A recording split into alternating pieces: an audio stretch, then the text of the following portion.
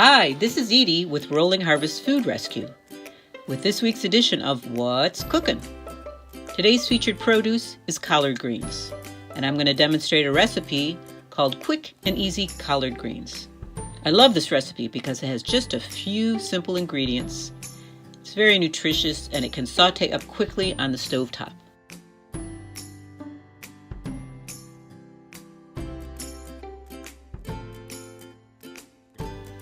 First step is to wash your collards.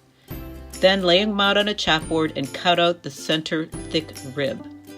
I'm going to demonstrate for you a cutting technique for greens called chiffonade. That's French for little ribbons. So after cutting out thick ribs for multiple leaves, you stack your collards up, aligned in the same direction. You roll up the collards nice and tight like a little cigar, and then you use your knife to cut the cigar into 1/8 or to 1/2 inch intervals.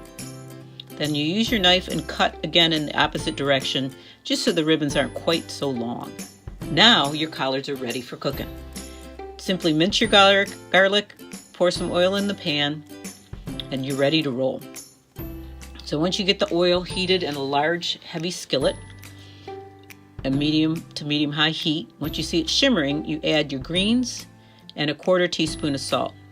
You stir it to mix, and then the hard part, don't touch for about 30 seconds.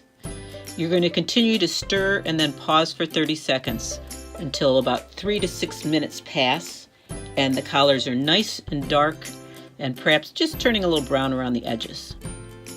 So when the collards are just about done, you add the garlic and the red pepper flakes and you stir and heat up for probably about another minute. Now your collards are done.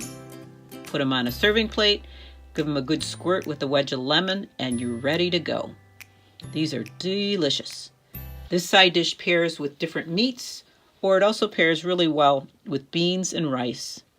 So I hope you try it and enjoy. Bye now.